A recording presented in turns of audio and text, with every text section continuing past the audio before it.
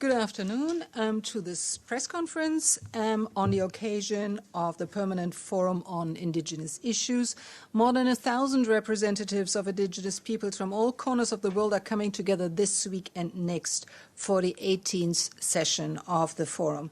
The opening just took place in a General Assembly Hall, and the focus of this year's session is on the generation, transmission, and protection of Indigenous peoples' traditional knowledge. We have three distinguished speakers with us here today. Immediately here to my left, Ms. Nuorgam was just elected chair of the UN Permanent Forum on Indigenous Issues, and she has been a member of the Sami Parliament of Finland since 2000 and was head of the Sami Council from 2000 to 2002. Ms. Nuorgam holds a Master of Laws degree and is currently a PhD student at the University of Lapland.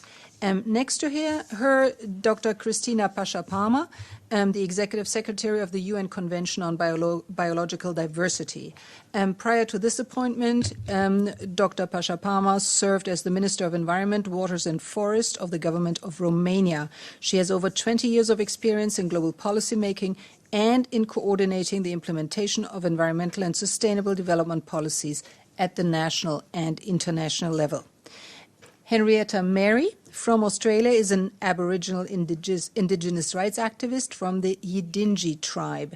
She has been involved in extensive research in the areas of Aboriginal cultural heritage and museums, the politics of Aboriginal heritage and the arts, and recently on Indigenous peoples and cultural tourism. She's currently an associate professor in the Office of Indigenous Engagement at Cairns campus of the Central Queensland University.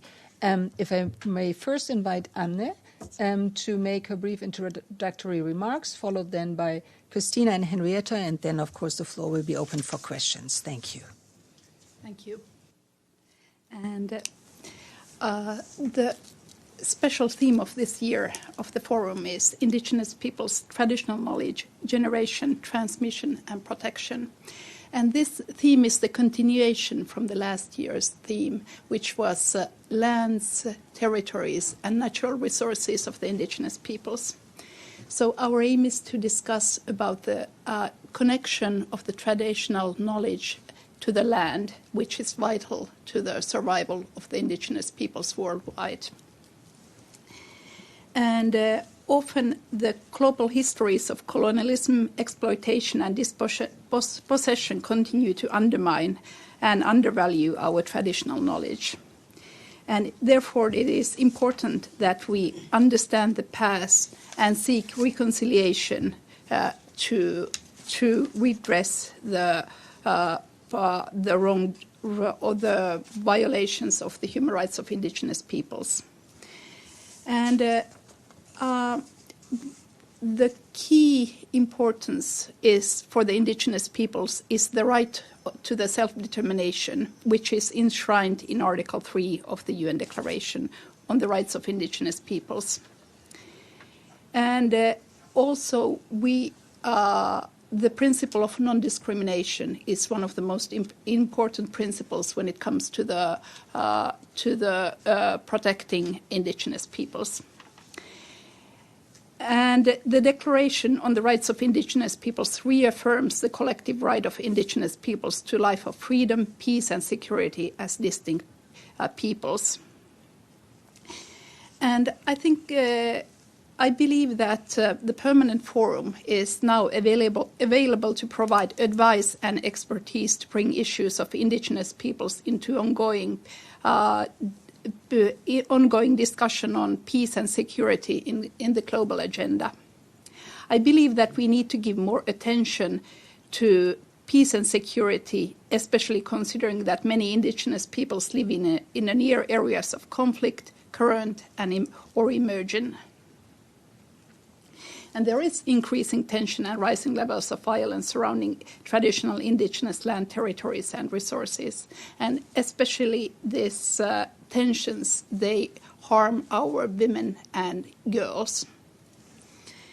And this violence against our people is continuing concern of the forum since its inauguration, and we strive to work to improve the situation of Indigenous women and children, youth and children. And also, we have to keep in mind that this is the International Year of Indigenous Languages. During these 2 weeks, we are going to celebrate our languages, but also think how to preserve our languages, and also especially those which are on the verge of extinction. And so we are here for 2 weeks to discuss how to improve and enhance the rights of Indigenous peoples. Thank you. Thank you very much, Ms. Nuorgam. Dr. Pasca-Palmer. Yes, thank you very much, and good afternoon to all of you. As the Executive Secretary of the United Nations Convention on Biological Diversity, I had a great honor to address the forum today. And the theme of the year, it's critically important. In my address, I focused on 3 elements. One is that the Indigenous people are the bearers of traditional knowledge that is absolutely invaluable for us to know how to continue to live in harmony with nature on this planet. As you probably well know, the threats to disruption to the planetary systems coming from climate change, and most recently the data shows that on biodiversity we face nearly a 6th extinction. It's really, really worrying. And in these times of grave crisis, we have to turn back also to the traditional knowledge, because our ancestors for millennia knew how to live off nature, how to live in harmony with nature, and this is a knowledge that is absolutely invaluable moving forward. Now, the Convention on Biological Diversity, which is a UN multilaterally sustainable development treaty ratified by 196 parties, it's one of the bodies at the UN that provides the space and has done great work in supporting and integrating the traditional knowledge in the works of the Convention. And I think that needs to continue moving forward. In our current strategic plan that goes from 2011 to 2020, we have a global target 18 for Indigenous knowledge, for the preservation of Indigenous knowledge. But moving forward, these next 2 years, this year and year 2020, are absolutely critical, because in 2020 we'll meet again, the parties will meet again in China in October for our 15th Conference of the Parties, where as a global community we have to adopt the next global policy for biodiversity. And it's within this space that we need to have very serious conversations about what are we going to do with the nature, with this capital that supports our life and livelihoods here. And again, I emphasize that the knowledge that is coming from our ancestors, it's important in showing us how to perhaps address this crisis. Now, my message to this very distinguished body and to the room in the General Assembly, representatives of the Indigenous People Forum, was on one hand that we have a door wide open to welcome all their ideas and initiatives and to see how we can integrate this in the post-2020 global policy. This is done through consultations that we are currently conducting. And secondly, that it's absolutely essential to not separate nature from culture. That nature and culture, and by culture I mean all the knowledge, all the not only the folklore and but the foods, the medicinal knowledge, that's part of our identity. It's part of our sense of place, and we have to address them integrated in moving forward. This is why at our parties and us at the Secretariat of the Convention, together with our partners from UNESCO and IUCN, propose to create and to establish an international alliance for nature and culture to be launched in 2020 in China. And also we want to encourage encourage all the Indigenous people and other relevant stakeholders to perhaps support the idea of a UN decade for nature and culture between 2020 and 2030. That will overlap with the first decade of the next global plan for biodiversity, and I hope it will provide and it will pave the way for us to find solutions to our multiple complex crises in a much more integrated fashion. Thank you. Thank you very much. And Henrietta, Marrie. The floor is yours. Thank you very much. And I want to start with, as a child, I grew up in my country, Yidinji Kunganji country of my grandmothers. It was there that I knew and that I learnt a lot about the traditional knowledge systems of the uses of genetic resources for food, for agriculture, and for medicinal purposes. It was through that time that I really valued the science knowledge that our elders had. But then as I grew up, I realised that there was a destruction of the land. Destruction that had come by many means. Many of them were the different laws and policies that were drafted to exclude our people from those lands, to exclude our people from the uses of the very thing that we are talking about now, the uses of genetic resources, the uses of the traditional knowledge and know-how of our people, of when to be able to dig the yams and take out the toxin that were in those yams that we could eat, and to tell the difference between the yams that needed to be leached and those that did not. Today we are talking about the knowledge systems of all Indigenous people globally. We all confront the same issues, laws and policies that always begin to exclude us. So what do we have to do about it? We are told now that the knowledge systems of Indigenous peoples, innovations, practices and know-how are the foundations of much of the world's modern science and continue to provide a significant and valuable source of input. That traditional knowledge has the potential to contribute to significant challenges such as addressing climate change and the development for more sustainable agricultural system, human health, animal husbandry, and creating new pathways towards sustainable development, while also ensuring the livelihood of Indigenous and local communities. However, we are faced with a dilemma. That dilemma is our language is rapidly disappearing.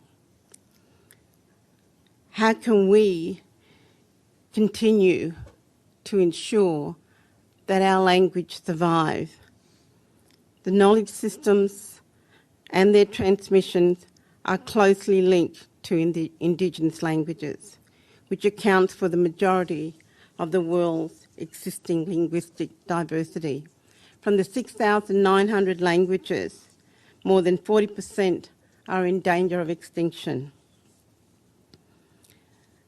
Inequality in human development, limited economic opportunities for Indigenous people, a lack of respect for the traditional cultures within the education system, inadequate land rights, urbanisation, youth migration and the passing of elders, and the prevailing lack of respect and the valuing of traditional knowledge as legitimate knowledge systems are all contributing to this loss. The need to see the value of knowledge systems of Indigenous people at the same level as those of science is even far more important today. The predicted extinction of nearly half of the world's linguistic diversity represents a monumental loss of traditional knowledge. And it is this fear that we are facing today, and how do we get that back? We have so many laws and policy now that are working towards how to engage and how how to protect these knowledge systems and how to educate our young people. If we don't have the land and the resources, we cannot educate our young people to understand the complexity of the traditional knowledge system which relates to medicinal properties or to food and agriculture. And this is something that we need to start looking at and really start addressing. Addressing the multiple threats of traditional knowledge is complex. The key important is the great need for Indigenous people to drive the incorporation and utilisation of traditional knowledge in finding solutions to these and to these threats, including through exploring and taking ownership of the process of commercialisation of traditional knowledge where appropriate. Linking and network the emerging bodies of successful global experience in engaging with traditional knowledge would promote Indigenous leadership and enterprise. It will provide valuable ideas of mainstream education, training and research, and develop more effective inventions against the loss of traditional knowledge. If we are serious about the focus of this conference, this permanent forum on the generation, transmission and protection of traditional knowledge, we need to ensure that the lands and the policies that govern those lands are also given priority to Indigenous ownership over those lands and Indigenous ownership to those resources in terms of traditional knowledge. If we are serious about this, we need to ensure that we are not going to lose a generation of young people through suicide. And if we are very serious about maintaining the traditional practices of our elders from whichever country we come in, we need to make sure that land is the focus of ensuring Indigenous responsibility to take care of that land and to be able to teach about the resources and the uses of those resources. One of my old people said to me, if you don't walk your country, if you don't speak to your country, it will not remember you, it will not know you. And we are faced with that fear of not being able to go back on country. The sure way of teaching the young people to carry on the tradition is to take them back to the countries in which their ancestors have walked, is to take them back there to recognise the plants that gives them the medicinal property they need, the plants which ensure that it gives them the food, and also to recognise the spirit of that land, to be able to ensure that those communities can develop the socio-economic powers they need. Economy is so important, and we are seeing now that so many of our resources have already been used and are already making millions of dollars without the inclusion of Indigenous people taking pride and ownership over the knowledge system which are now used to boost our economy. Indigenous people have always contributed to the local and national economy in many ways through the uses of these genetic resources, using their knowledge system that allow that to happen.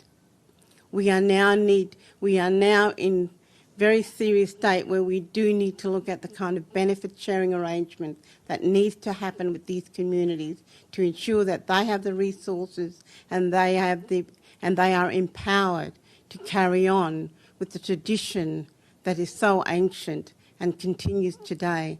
And as I said before, the ancient knowledge really does have a foundation to much of the world's modern science today, and we need to continue that. Thank you. Thank you very much to our three speakers, and the floor is now open for questions.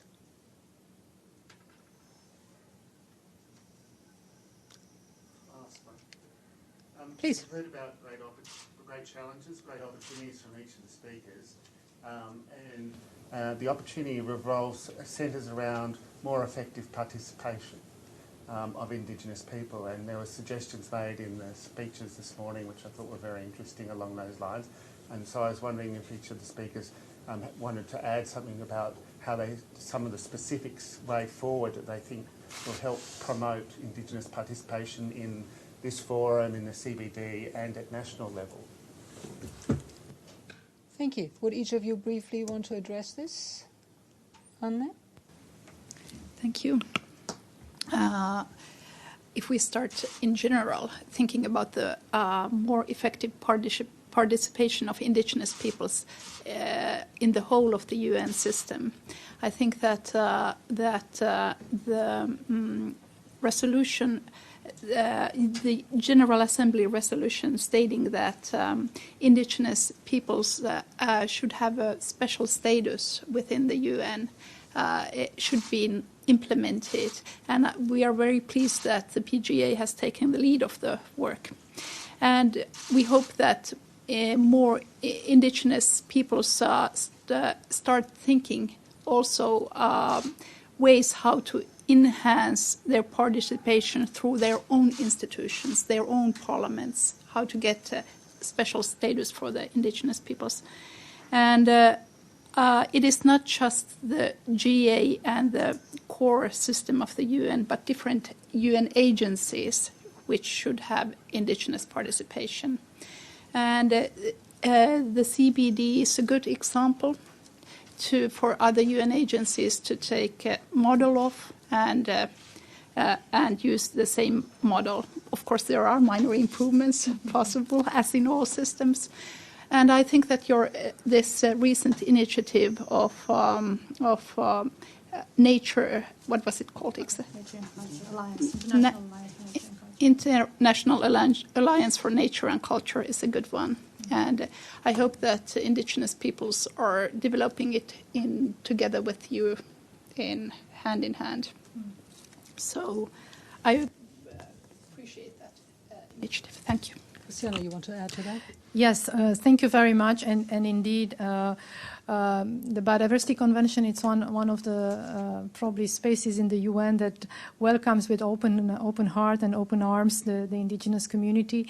We have seen the numbers of participants from these communities growing over the years to our work, and I think recently at our last conference of the parties in Egypt, probably it was a record participation, so we are very happy and proud to be able to support that. But moving forward, indeed, I think we need to make sure that enough resources are there to support the participation from Indigenous communities. And at each of our meetings of the Conference of the Parties, we now have a dedicated summit in Egypt. It was a Nature and Culture Summit where we launched this idea of an international alliance together with UNESCO and IUCN. At our upcoming COP in China, which for all practical purposes many people see as a key milestone, we already discussed with our Chinese counterparts, and there is a very strong interest to have a strong presence and an important nature and culture summit. So I hope the representatives from Indigenous people will be there in high numbers. But apart from that, of course, we have more technical work in what's called our Article 8J that deals with traditional knowledge in the protocol, the Nagoya Protocol for Access and Benefit Sharing, where we work very closely with the community. So they come to our meetings, we listen. There is an observer status. We know that there is interest to become more of a partner. And I hope that the opportunity of the preparation for the next global biodiversity policy for the post-2020 will open doors for improvements, including in the institutional arrangements for the representation of the Indigenous people. Yeah, not sure I can add too much more, but I think in terms of the international framework, there's quite a number of international frameworks that dealing with traditional knowledge and the incorporation of the inclusion of Indigenous people participating at those forums and also within those frameworks themselves. And the Biodiversity Convention is certainly one of them, and its Nagoya Protocol, the UN frameworks on climate change, the Paris Agreement, and local communities and Indigenous peoples platforms. Also the development in terms of the 2030 Agenda on Sustainable Development and the Sustainable Development Goals. And also WIPO, the Intergovernmental Committee on Intellectual Property and Genetic Resources, Traditional Knowledge and Folklore. Apart from those, also in terms of Queensland and that I'm very, very closely linked with, the Queensland Government is now reviewing its biosecurity laws, and this is now where they're also wanting to include traditional knowledge of Indigenous people. So this is a very important process. But I think, you know, if you're going to review laws or if you're going to create new ones or you're going to set up frameworks, you need to have Indigenous people at the table, and particularly women who are the knowledge holders and very much the knowledge holders of the uses of those resources. Certainly there needs to be more Indigenous-led collaboration between science and traditional knowledge, and they need to come together. And again, this is really important because of the valuing system of valuing traditional knowledge, but also its know-how. That is important. The other thing, I guess, is adapting and recognising many of the traditional system that are operating, and very much the traditional owners in Northern Australia as part of the International Savannah Burning fire management initiative. That is so crucial. So these are the kind of initiatives whereby the inclusion of Indigenous people and taking that into account can also contribute, and I feel that that's just another way of ensuring that both at a local level and national level and the international level. But yeah. Thank you. Are there any further questions? Well then, thank you very much for your participation. Thank you to our speakers.